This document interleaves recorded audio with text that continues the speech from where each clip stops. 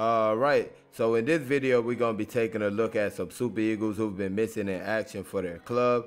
Please don't forget to like and subscribe. Thank you very much. First, we're going to start with Watford midfielder Ogenekaro Etebo. Missed the AFCON with a quad injury, and he's been out for a few months now. The good news is he was back in action. Granted, it was with Watford's under-23 squad, but he was back in action with them. Actually played 45 minutes with their under-23s. Good minutes in the tank. So hopefully we get to see Ogenekaro Etebo back on the pitch in the coming weeks. Another Watford player who's been missing in action has been William Troost-Ekong. He has not made an appearance for his team ever since returning from the AFCON. In 6 matches, he has been on the bench 4 times and not been in the squad 2 times. I believe 3 factors come into play in this situation.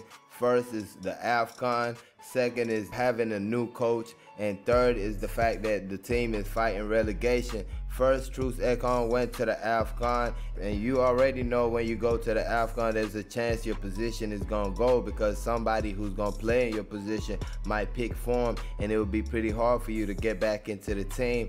Then the team has a new coach during the AFCON, so basically whatever was going on before has a good chance of changing. This is a new coach. He has his own philosophy, his own way of thinking. And then you add the fact that the team is in the relegation zone, in a big time relegation fight, and that makes things kind of rigid. You're not going to want to change up a lot when you're in a relegation fight because you just fear that you're going to mess things up even worse. So you really stick to what you got and toe a straight line when you're in a relegation fight. You hardly see young players getting a run in relegation fight. You hardly see players getting a chance in a relegation fight. And this kind of brings me to the third and final Watford player I'm going to be talking about, Samuel Kalu. Not made an appearance ever since he signed for Watford from Bordeaux this transfer window. Out of the 6 matches the club has played ever since he signed, he has made 3 appearances on the bench, and 3 times he was not in the squad. A couple weeks ago, Watford head coach Roy Hodgson was asked about Samuel Kalu getting some game time, and this was his response to it. And if you decide for one reason or another that he's not quite ready to start, would that bring Samuel Kalu into your thoughts for a starting place? People like Samuel, who are newly acquired players, they're always in your thoughts. So the squad here is a big one. There's a lot of players, I think, who, were signed with the idea that they can help us become a better team. And it's up to Ray and I really to try and make those assessments of the players as quickly as we possibly can. And all we've got to use at the moment are the training sessions and the 2 matches we played.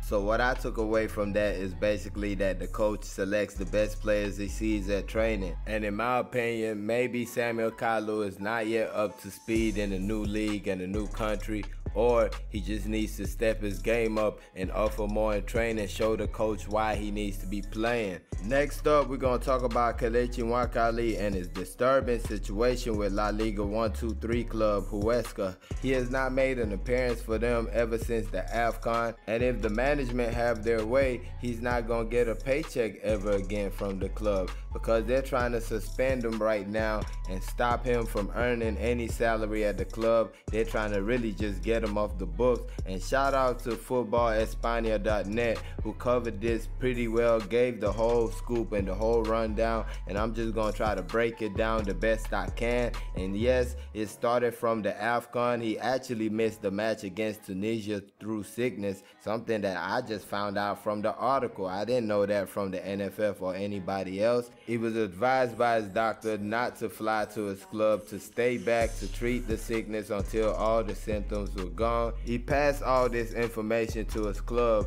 but they still suspended him when he returned, claiming that he came back late. Then they told him to find a new club. The problem with that was Huesca placing a high loan fee on Kelechi Nwakali, which made it hard for any team to pick him up. Thankfully, the Spanish Players Union has picked up the situation, and they say it's totally wrong what Huesca has been doing, and hopefully it all works out. The key to this situation is that Kelechi Nwakali has a contract that runs out June of this year. They offered him a contract and he refused to sign it, and I kind of feel like this is a method to kind of subdue Kelechi and make him do what they want. But the fact of the matter is, if you want to freeze him out the team, keep him away from the squad, that's all fine and dandy, but you gotta pay him a salary. Next up is Chigozie Awaziem for Allianspor. He has been on the bench for 4 straight matches. Don't know exactly what the reasoning is behind that, but he has been on the bench for 4 straight matches. Also missing 4 straight matches is Francis Uzoho. The AC Omonia goalkeeper has not been in the starting 11 for his team ever since returning from the AFCON. I think he might have a chance to return in the starting 11 because they just conceded 4 goals in their last match. So maybe the coach of the team might want to change things up a little bit in the next match, and Francis gets a run. Next up, Ola Aina, Torino fullback. He also hasn't gotten any run ever since the AFCON. Reports actually say the coach doesn't have him in his plans anymore, and he is free to leave the club, and would actually have left the club this January if there wasn't an injury in the club that kept him there. So now he's going to be waiting on the summer transfer window, where the reports is saying that Torino's asking price can only be met by EPL clubs. But I still believe he's going to get some run before the season ends, because even right now they're not so good. 3 losses and a draw in 4 matches. Last but not least, Tyrone Ebuehi, Venezia fullback, picked up an injury against Genoa a few days ago, and now reports say he's going to be missing a few weeks. Hopefully he comes back soon, because Venezia definitely need him there in the relegation zone. Those are Super Eagles players missing in action for their clubs. If you have any more information on these players or any other player, please let us know in the comment section. And please don't forget to like and subscribe, very important for the channel. Thank you for watching. Peace.